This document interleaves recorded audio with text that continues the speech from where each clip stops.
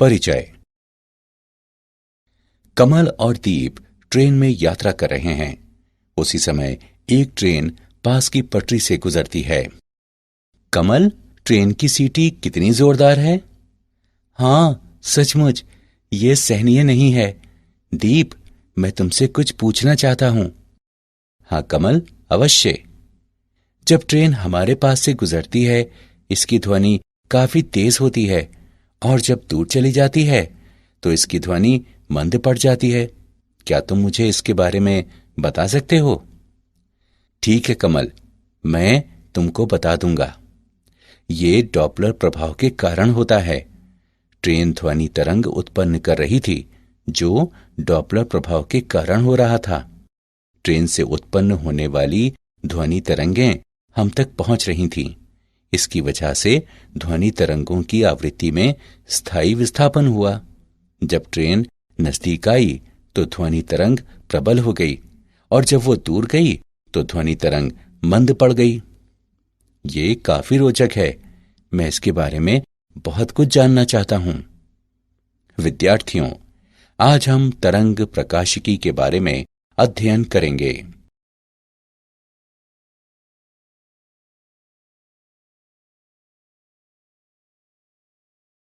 उद्देश्य। इस पाठ के अंत में आप निम्न करने में सक्षम हो जाएंगे।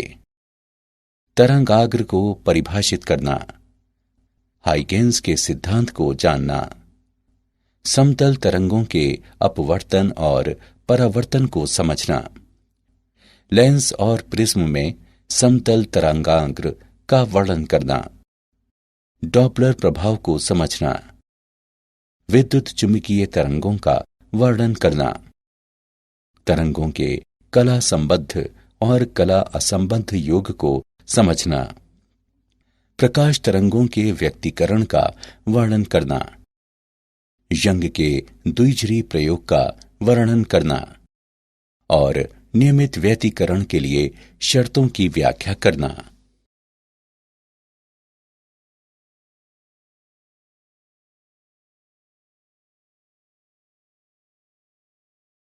तरंगाग्र। तरंगाग्र को किसी दिए हुए क्षण में समान कला में कंपनकारी माध्यम के सभी कणों के बिंदु पथ के रूप में परिभाषित किया जाता है। तरंगाग्र के अभिलंबवत रेखा को किरण कहते हैं। समान तरंगाग्र पर स्थित किन्हीं दो बिंदुओं के बीच कला का अंतर शून्य होता है। तरंगाग्र का आकार विक्षोभ के स्रोत के आकार पर निर्भर करता है। एक शीर्ष से अगले शीर्ष की दूरी तरंग दैर्घ्य लैम्ब्डा के बराबर होती है। दो क्रमागत तरंगाग्र पर समान कला में किन्हीं दो बिंदुओं पर कला का अंतर 2 पाई होता है। अतः किसी दिए हुए शीर्ष और आद्यंत कला क्रमशः 2n पाई और 2n प्लस 1 पाई हैं, जहां n एक पूर्णांक है।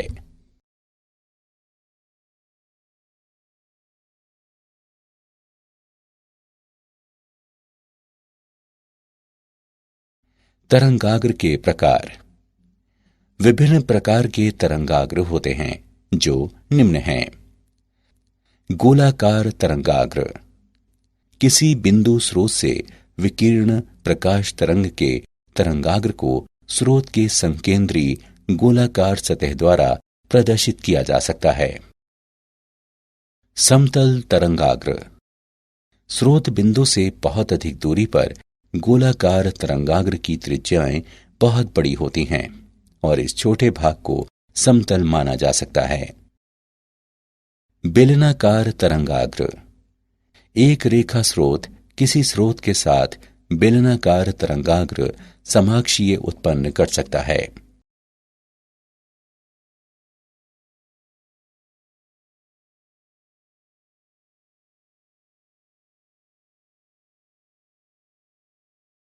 हाइगेंस का सिद्धांत। हाइगेंस का सिद्धांत किसी क्षण नए तरंगाग्र के आकार को पाने के लिए ज्यामितीय रचना है।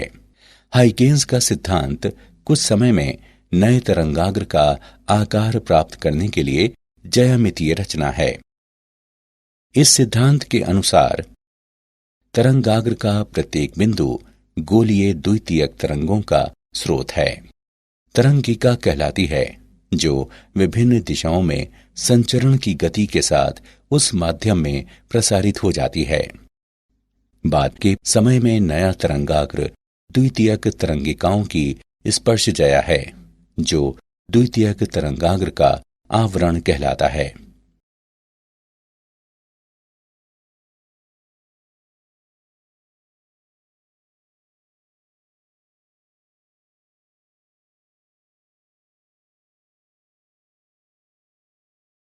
समतल सतह पर तरंगों के परिवर्तन का नियम। आपतित किरण और लंब रूप के बीच के कोण को आपतन कोण कहते हैं, लेकिन किरण तरंगाग्र के लंबवत और लंब रूप सतह पर अभिलंब है। यहाँ आपतन का कोण आपतित तरंगाग्र ए बी और सतह पी क्यू के बीच का कोण है। उसी प्रकार आपतन कोण परावर्तित तरंगाग्र सी डी और सतह पी क्यू के बीच का कोण है। अब त्रिभुज बी ए सी और डी ए सी की ज्यामिति से ए डी बराबर बी सी और ए डी बराबर ए सी हम कह सकते हैं कि ये सर्वांग सम त्रिभुज हैं। यहां आपतन कोण बराबर परावर्तन कोण, साथ ही आपतित किरण, परावर्तित किरण और लंब रूप सभी एक ही सतह पर हैं। यहां तरंग का सिद्धांत समतल सतह पर परावर्तन के नियम को सत्यापित करता है।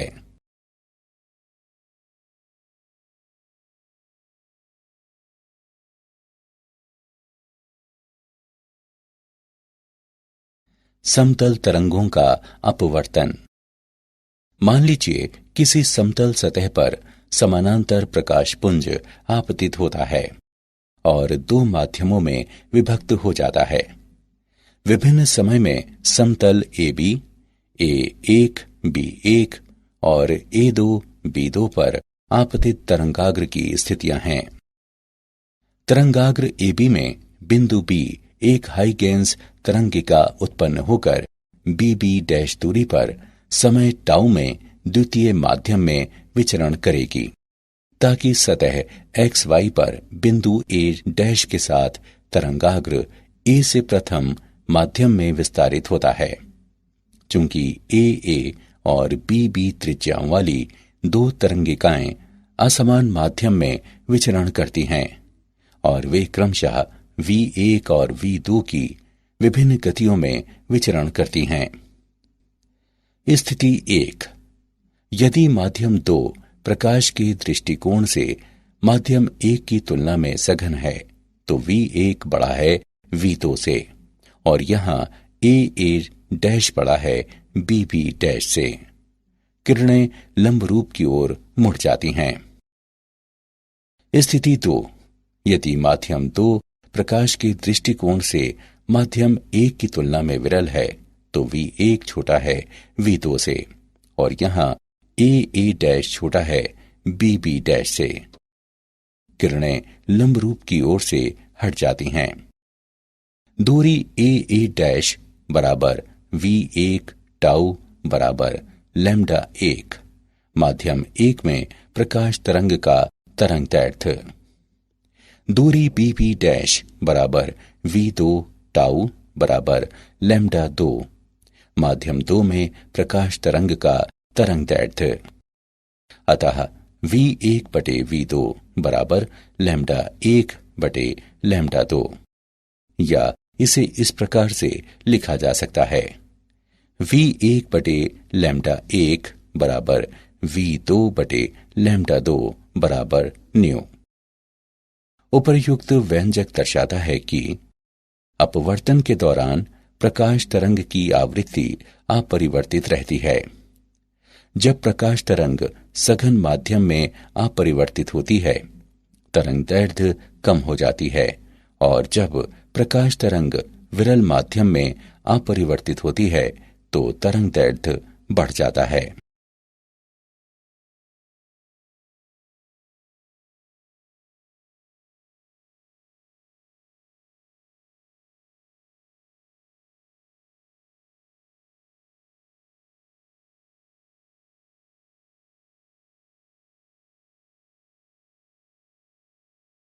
लेंसों में समतल तरंगाग्र।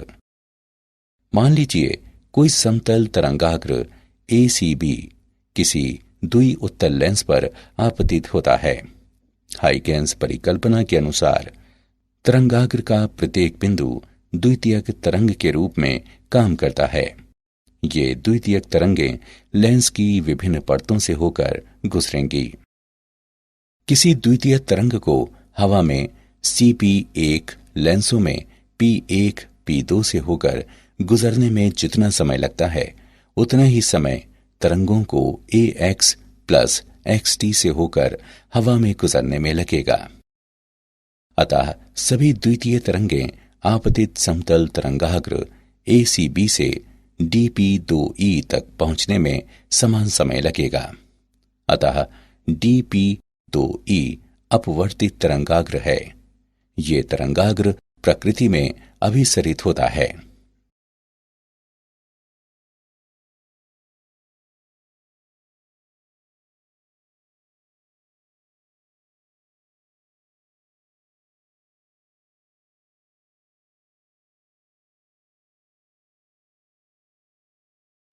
प्रिज्म में समतल तरंगाग्र। मान लीजिए एक समतल तरंगाग्र BD प्रिज्म पर आपतित होता है। हाइगेंस की परिकल्पना के अनुसार तरंगाग्र का प्रत्येक बिंदु द्वितीयक तरंगों के समान काम करता है। ये द्वितीयक तरंगें विभिन्न प्रिज्म की विभिन्न परतों से होकर गुजरेंगी। किसी द्वितीयक तरंग को BC दूरी से प्रिज्म के पदार्थ से होकर गुजरने में जितना समय लगता है उतना ही समय द्वितीयक तरंगों को हवा में दूरी DA प्लस AE तय करने में लगेगा। हवा में तय की गई दूरी स्पष्ट रूप से प्रिज्म में तय की गई दूरी से अधिक है। इसका कारण यह है कि प्रिज्म के पदार्थ में द्वितीयक तरंग का वेग हवा की तुलना में कम है।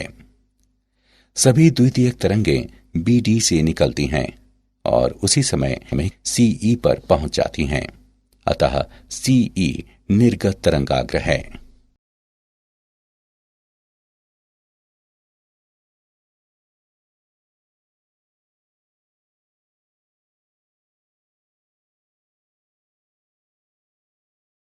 डॉपलर प्रभाव। मान लीजिए जब कोई माध्यम न हो तथा स्रोत प्रेक्षक से दूर रहा हो तब बाद के तरंगाग्रों को प्रेक्षक तक पहुंचने में अधिक दूर चलना पड़ता है।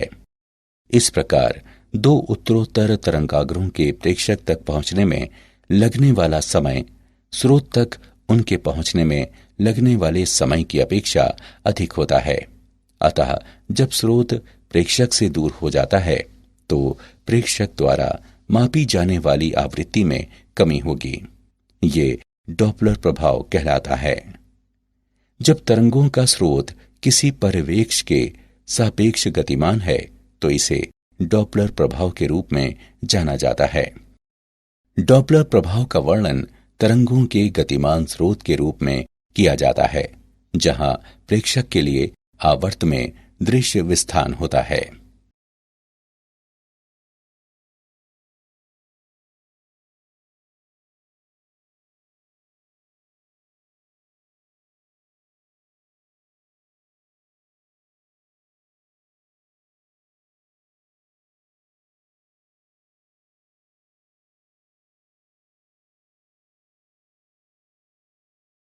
अवरक्त विस्थापन और नीला विस्थापन।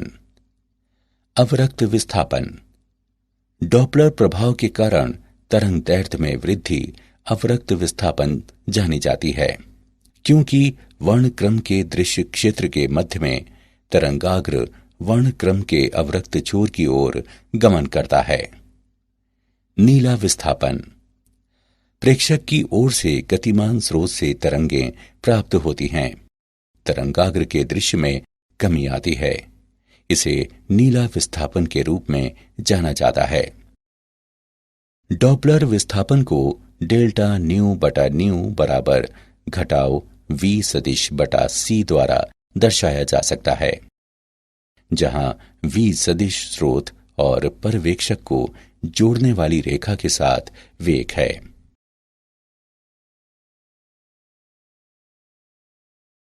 विद्युत चुंबकीय तरंगें। विद्युत और चुंबकीय क्षेत्रों से युक्त ऊर्जा की तरंग को विद्युत चुंबकीय तरंग के रूप में जाना जाता है। विद्युत और चुंबकीय क्षेत्रों में विविधताएं आती हैं। परिणाम स्वरूप वे समान स्थान और समान समय में अपनी उच्चिष्ठ और निम्निष्ठ को प्राप्त करते हैं। विद्युत और चुंबकीय क्षेत्रों की दिशाएं एक दूसरे के लंबवत और तरंग के संचरण की दिशा में होती हैं। ये तरंगें प्रकृति में त्रियक होती हैं। तरंगों का कम वेग पूर्ण रूप से माध्यम के विद्युतीय और चुंबकीय गुणों पर निर्भर करता है जिसमें वे विचरण करते हैं। तरंगों का अध्यारोपण। तरंगों का अध्यारोपण व्यक्त करता है कि जब दो या दो से अधिक तरंगें समान माध्यम में समान समय में एक दूसरे को अध्यारोपित कर भ्रमण करती हैं तो इस तरंग के किसी भी क्षण के विस्थापन का परिणाम किसी भी क्षण व्यक्तिगत विस्थापन के सदिश योग के बराबर होता है।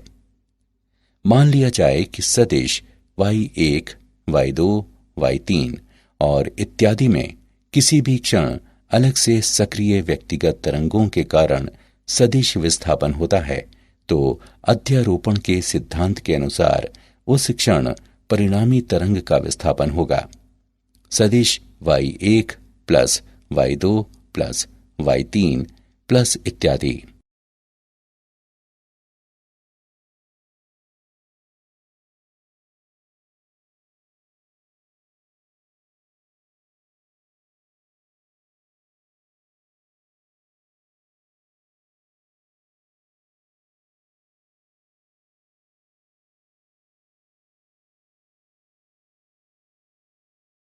तरंगों का कला संबद्ध और कला असंबद्ध स्रोत।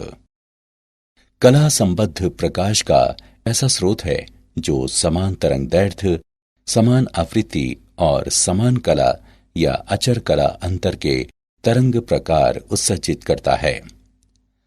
कला संबद्ध स्रोतों की उत्पत्ति के लिए दो निम्न सामान्य विधियां हैं। तरंगाग्र के विभाजन द्वारा। इस पद्धति में दर्पण, लेंस या प्रिज्म के उपयोग द्वारा तरंगाग्र को दो या अधिक भागों में बांटा जाता है। आयाम के विभाजन द्वारा।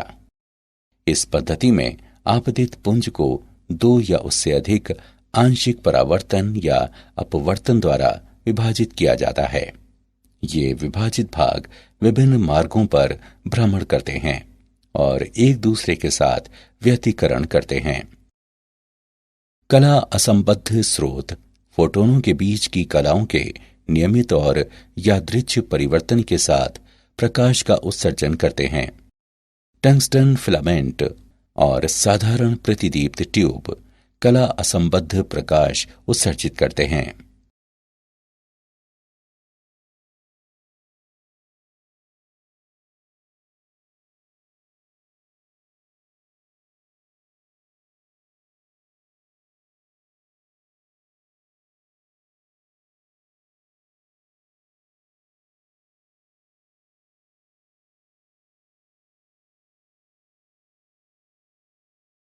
प्रकाश तरंगों का व्यतिकरण। प्रकाश का व्यतिकरण दो कला संबद्ध स्रोतों से आने वाली प्रकाश तरंगों के अध्यारोपण के कारण उत्पन्न माध्यम में प्रकाश ऊर्जा के पुनर्वितरण की परिघटना है। व्यतिकरण के दो प्रकार होते हैं, रचनात्मक व्यतिकरण और विनाशक व्यतिकरण। किसी बिंदु पर व्यतिकरण रचनात्मक होता है जहां प्रकाश की तीव्रता का परिणाम महत्तम होता है और जहां प्रकाश की तीव्रता का परिणाम न्यूनतम होता है उस बिंदु पर व्यतिकरण विनाशक होता है।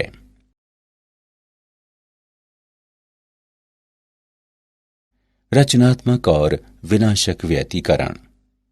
रचनात्मक व्यतिकरण जिस बिंदु पर प्रकाश की तीव्रता का परिणाम महत्तम होता है उसे रचनात्मक व्यतिकरण कहते हैं। रचनात्मक व्यतिकरण के लिए फाई बराबर 2n पाई या p बराबर n लैम्डा, जहां n बराबर 0, 1, 2, 3 आदि हैं। फाई बराबर कला का अंतर, p बराबर पथांतर, लैम्डा बराबर प्रकाश का तरंगदैर्घ्य। विनाशकारी व्यतिकरण, जहां प्रकाश की तीव्रता का परिणाम न्यूनतम होता है, उस बिंदु पर व्यतिकरण विनाशक कहलाता है।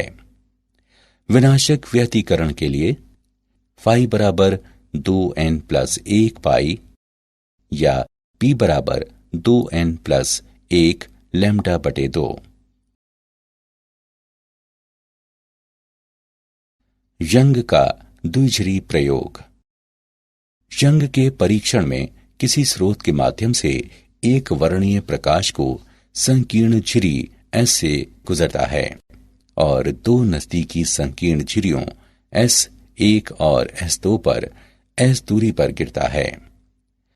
झिरियां S1 और S2 प्रकाश तरंगों के कला संबद्ध स्रोतों के रूप में काम करती हैं और प्रत्येक प्राथमिक स्रोत S से व्युत्पन्न हैं।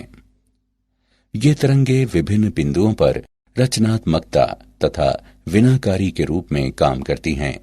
ये पर्दे पर विभिन्न बिंदुओं पर प्रत्यावर्ती दीप्त और उदीप्त बैंड की उत्पत्ति करती हैं और पर्दे पर ये व्यतिकरण फ्रिंज कहलाती हैं।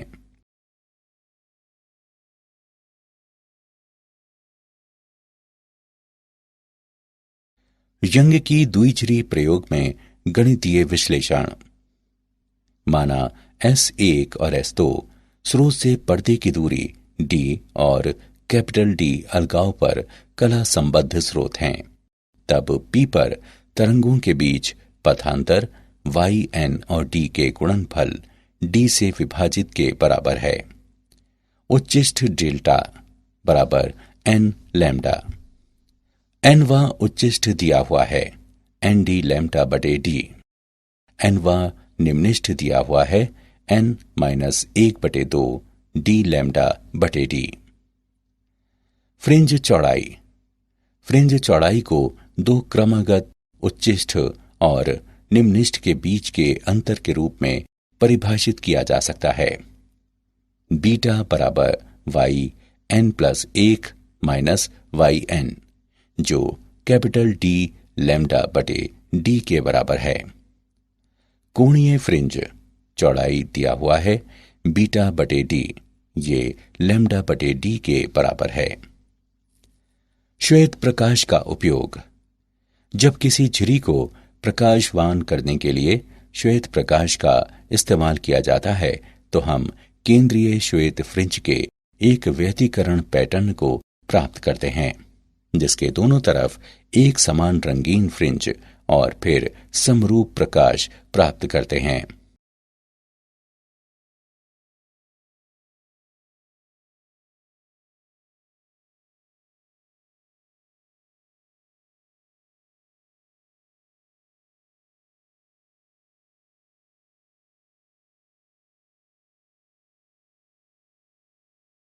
उदाहरण। हम यंग के द्विझिरी प्रयोग पर एक उदाहरण लेते हैं। यंग के प्रयोग में 3 मिलीमीटर की झिरियों को 480 नैनोमीटर तरंग दैर्ध्य के प्रकाश द्वारा अलग किया जाता है। झिरी की सतह से 2 मीटर की दूरी पर पड़ता है। केंद्रीय दीप्त फ्रिंज की तुलना में 8वें दीप्त और तीसरे उद्दीप्त फ्रिंज के बीच की दूरी ज्ञात करें। हम इसका हल देखते हैं। केंद्र से 8वें फ्रिंज की दूरी 8d λ/d के बराबर है। केंद्र से तीसरे फ्रिंज की दूरी 5d λ/2d के बराबर है। हम पाते हैं y बराबर y8 y3। मान रखने पर और गणना करने पर हम पाते हैं y बराबर 11d λ/d। उपर्युक्त समीकरण में मान रखने पर तथा गणना करने पर हम पाते हैं y बराबर 3.52 मिलीमीटर। यहाँ केंद्रीय दीप्त फ्रिंज की तुलना में 8वें दीप्त और तीसरे उद्दीप्त फ्रिंज के बीच की दूरी 3.52 मिलीमीटर है।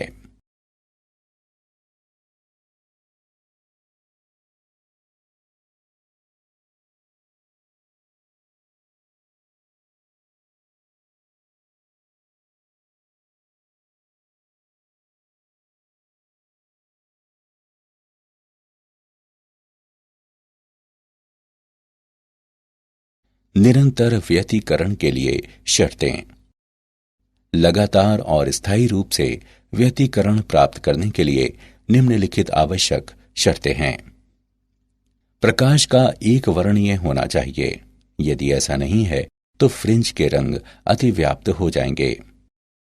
दो स्रोतों के बीच उत्पन्न व्यतिकरण का कला संबद्ध होना आवश्यक है। तरंगों के प्रवाह की वजह से उत्पन्न होने वाले प्रकाश तरंगों का समान तरंगदैर्घ्य और वेग का होना आवश्यक है। दो व्यतिकरण तरंग प्रवाहों का समान समतल पर ध्रुवण होना आवश्यक है।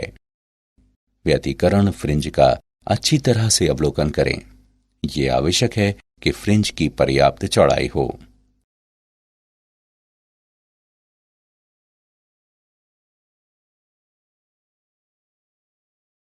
क्या आप जानते हैं, निर्माण के दृष्टिकोण से लेंस का आकार गोलीय सतह का होता है, जबकि सिद्धांत के मुताबिक आदर्श सतह आस्फेरिक होनी चाहिए। लंब की ओर मुड़ने पर प्रकाश की गति धीमी हो जाती है और तरंगदैर्घ्य लघु हो जाता है जब सघन माध्यम में प्रवेश करता है। पुल के उस पार या किसी अन्य बाधक से तरंगों का परावर्तन होने की वजह से व्यतिकरण पैटर्न बनता है जो स्थिर तरंग कहलाता है। इसमें तरंग का शीर्ष हटकर गतिमान नहीं होता है।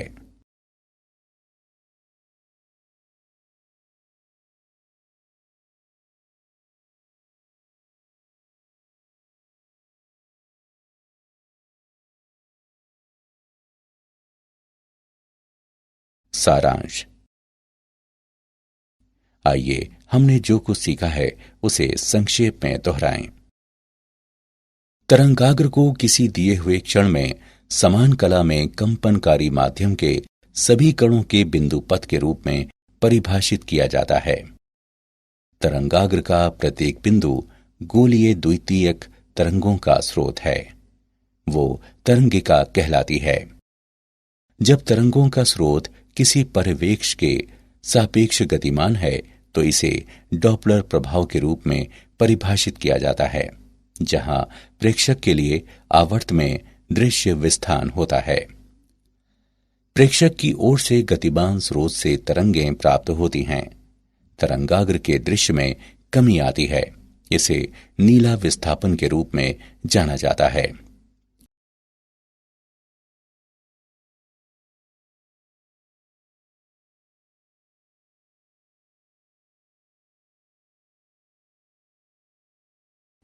विद्युत और चुंबकीय क्षेत्रों से युक्त ऊर्जा की तरंग को विद्युत चुंबकीय तरंग के रूप में जाना जाता है। कला संबद्ध प्रकाश का ऐसा स्रोत है जो समान तरंगदैर्घ्य, समान आवृत्ति और समान कला या अचर कला अंतर के तरंग प्रकार उत्सर्जित करता है। प्रकाश का व्यतिकरण दो कला संबद्ध स्रोतों से आने वाली प्रकाश तरंगों के अध्यारोपण के कारण उत्पन्न माध्यम में प्रकाश ऊर्जा के पुनर्वितरण की परिघटना है।